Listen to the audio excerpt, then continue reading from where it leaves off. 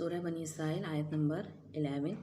वयदउल इंसानु, और इंसान दुआ करता है, मांगता है, बिशर्रि दुआअहु बिल खैर, यानी शर बेशर्री शर को मांगने लगता है दुआ करने के खैर के बजाय।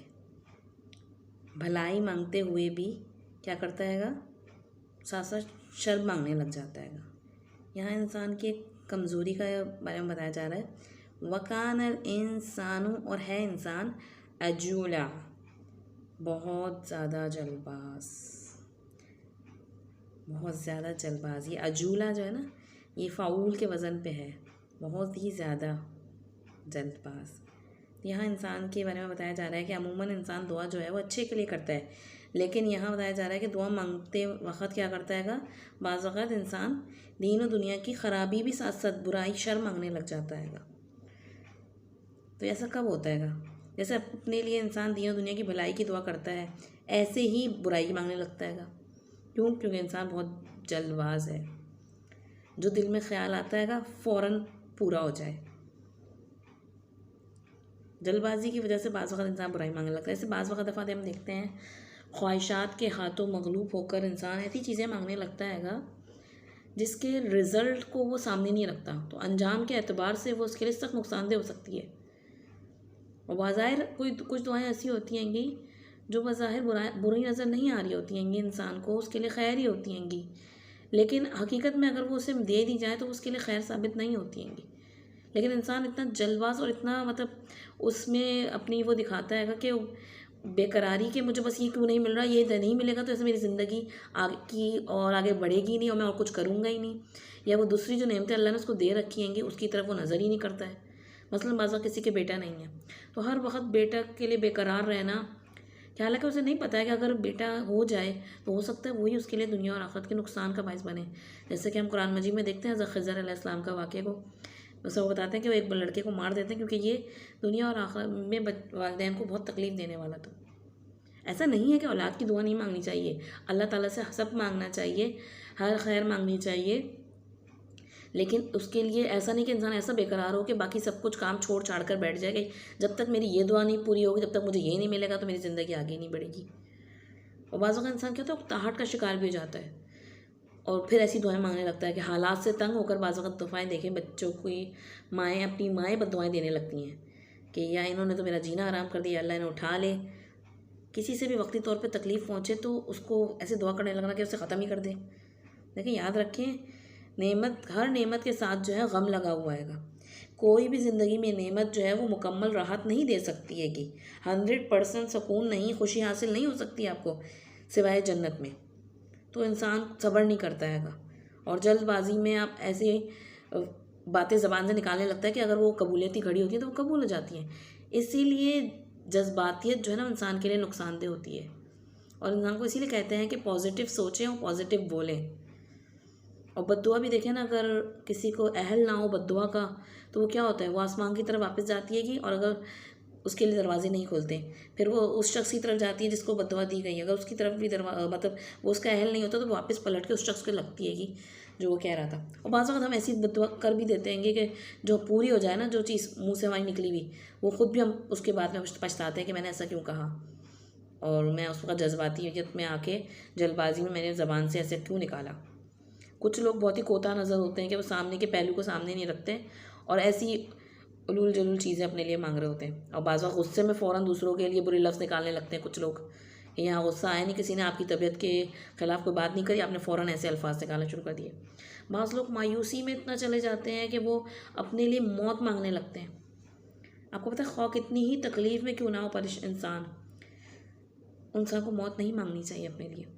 हो सकता है वही तकलीफ़ आपके आखिरत के लिए बेहतर हो, आपको साफ़ सुथरा करके जन्नत में डायरेक्ट पहुंचा दे। तो इंसान कभी कभी तो क्या होता है कि डायरेक्ट शर मांग रहा होता है कि डायरेक्ट शर की दुआ कर रहा होता है कि ये बुरी चीज़ यही हो जाए, अल्लाह करे तुम्हारे साथ यही हो जाए। और कभी कभी ऐसा होता है कि ऐसी चीज़ मांगा हो जिसके अंदर शर छुपा हुआ होता है और बहुत ही तवज्जो और ज़ोर शोर के साथ वो मांग रहा होता है। क्योंकि इंसान बहुत ही जल्दबाज है। अल्लाह ताला कहा है कि इंसान की बहुत बड़ी कमज़ोरी को बयान किया है कि इंसान के अंदर बहुत ज़्यादा जल्दबाजी है। आप देखें अबू जहल ने भी ऐसे ही दुआ की थी कि ये नबी अगर सच्चा है तो हम पर पत्थरों की बारिश बरसा दे। तो ये कुछ आम इंसानों के अलावा जिन कौमों की तरफ भी पैगंबर भेजे गए ना, उन्होंने भी अम्बिया की बात मानने के बजाय क्या करा, अज़ाब मांग लिया। ऐसे ही कौम आद, कौम समूद, कौम साले, कौम नूह, इन्होंने भी क्या कहा, ले आओ जल्दी से वो अज़ाब ला के दिखाओ में। किस लिए? ज़िद में, पैगंबर की ज़िद में आके बुरा मांग लगे। तो बाज़ लोग ज़िद में भी आकर ऐसी बातें ज़बान से निकालने लगते हैं, ऐसी चीज़ें मांगने लगते हैं जो उनके अपने हक़ में ख़राब होती है।